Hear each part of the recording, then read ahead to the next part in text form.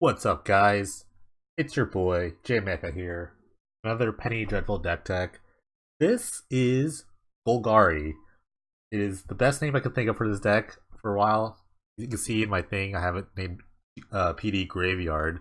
I couldn't name it anything silly, but when you hear Golgari, sorry, you think about using the graveyard as a resource. So that was the most wide enough name I can think of. So this is it, Golgari. Basically, what we're trying to do is fill our graveyard with a bunch of creatures to make our other creatures really huge. So split up the deck a little differently than I usually do. We're going to start with the lands.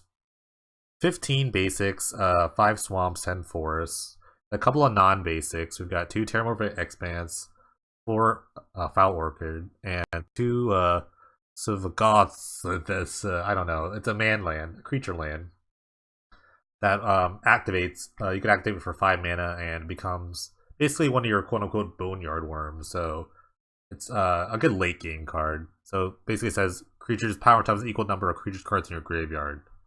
And that's kind of the theme of the deck. We have a lot of creatures that actually just have this sort of theme. So what I've learned when building this deck and playing this deck, you need a couple things. You need the enablers, and then you need the payoff cards, and you need some random utility cards.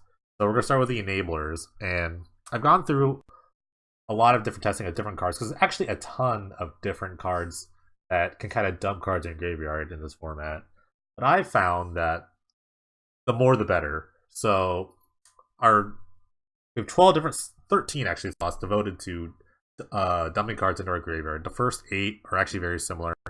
Gather the pack and commune with the gods. They look at the top 5 cards and you pick a creature card and you put it in your graveyard. Gather the pack can actually get 2 things. You have spell mastery, so that's kind of good late game. I was using things like grapple with the pass and mulch. Mulch gets lands. It looks at top 4 and gets lands, but sometimes you can just hit all lands and that doesn't really help you. Grapple the pass is good. It only hits for 3, but you can get creatures or lands, and not just the ones you just reveal. You just mill 3, you take any land or any creature, regardless if you just milled it or not. Which was good, but I felt like just the velocity was better. So I went with the 5 amigos there. The last 2-drop mill spell is Hermit Druid, which this is more of I would say kind of a free roll. It does certain things. 1, it's creature, so when it dies, it will fuel your other things. That's pretty good. 2, if you ever do untap with it, you have potential either 1, just getting another land, which is fine. You want to make your land drops. Or 2, you just mill 8 cards, and that's pretty good. So the potential of it is really good. It's the implication about it. The last card's a little one of a Gerard's Orders. I had more earlier in the early stages of this deck. However, I thought it was a little expensive, and once I added Hermit Druids, you didn't need this as much. It's a good tutor. Basically, it tutors for 2 creatures. 1 goes in your hand, 1 goes in your graveyard. So it's good. It's got good late game things. Basically, you wanted to get one of the utility cards in there, which we'll talk about in a little second. So what's the point of milling all these cards? Well, you've got, like I said, you got all these creatures that depend on stuff in your graveyard.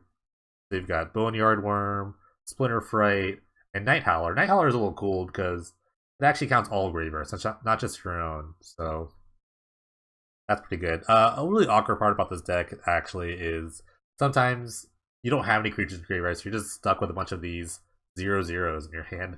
So a lot of times you might see me just play this on turn 2 and just let it die, just so I can enable the things. Splinter Fright's a little more expensive, but it does have the option of milling yourself every turn, which is pretty good, and it has innate trample. And like I said, Night Howler counts all graveyards, so once your opponent has a creature in their graveyard, then you can start doing that. And it also has Bestow, which gets really helpful for just creating a gigantic creature. The last kind of payoff card is Nemesis of Morals, which at first is very expensive, but it costs 1 less for each creature card in your graveyard. But it's statically a 5/5, so it's always going to be a 5/5 no matter what. And pretty quickly, you can probably get this passing for 2 mana on turn 3 or 4. As early as turn 3, I mean that's the dream. But turn 4, you get 2 mana 5/5, and you can play something else in turn 4, maybe another Gather or even Boneyard Worm, which probably already would be at a 4/4. So on turn 4, you can make a 4/4 and a 5/5, and also it grows itself with Monstrosity. So once you have 9 mana or even less than that because your things are already cheap. You have a 10/10, and that's pretty good with the rest of the cards, especially if you have a 10/10 here, and you can enchant it with a Night Howler. This guy's gotten as big as like, I've had like a 20/20, 21/21 just with these two cards of the combo. The last little bit in this side are utility cards. Brawn is our evasion card. Brawn is a super good card in this deck. One, it wants to be in the graveyard, and we want it in the graveyard because it's a creature. And when Brawn's in the graveyard, if I have a forest, our creatures get trampled. Because a big thing we can have when you have a really large creature and they have a lot of little small creatures is you just need to get through. So trample is just the best way to do it in green. And when you combine it with this little guy, Wasteland Viper, then you guys have trample and death touch. And also it's a creature, so when it goes to graveyard, it pumps your guys. So it's just like it's just a nice little synergy combo with that. And you can get like Gerard's. Basically, you can do something like Gerard's Orders, get the Wasteland Viper, dump the Brawn, and just kind of go to town. Genesis, also a great late game addition.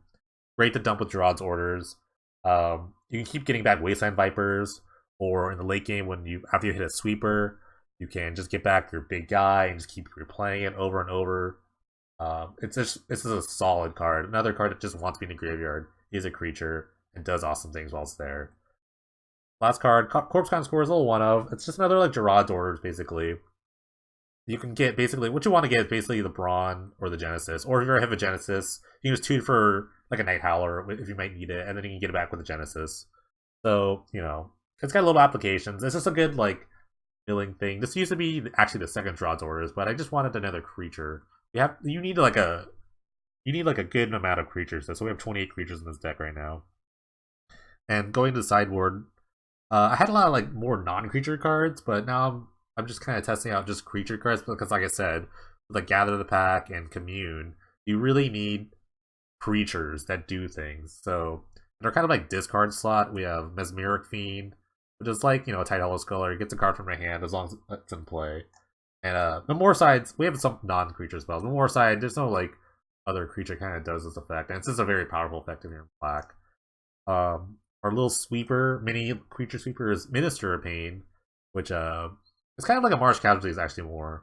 So you exploit a creature, and when it exploits a creature, creatures your opponent's control get -1/-1. So you're just sacking itself to like kind of like get rid of your opponent's token. That's pretty good. I think it's really good against like the Grenzo deck right now. So they make a lot of 1/1s, a lot more 1/1s than you think. Acidic Slimes are like Disenchant, Naturalize Effect.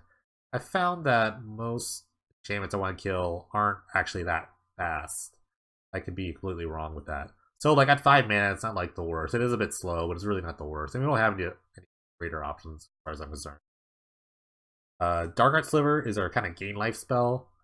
Red deck wins is a thing in this format, so is aggro. So you just want like things that kind of block and gain you life. So you can just block creatures and gain 3 life. And it's also a creature, it goes in the graveyard, so it's really good. And you can start, if you have like a Genesis out and Dark Art Sliver, you can kind of just like loop those for 5 mana, like every turn, gain 3 life for 5 mana, which is, not bad. Last card, Putrefy. I think it's like one of the best cards to be in this Golgari colors. Putrefy is actually a really played card in this format right now. I think it's going to be great. It's just more of a catch-all for like just hitting that certain creature that you need, obviously.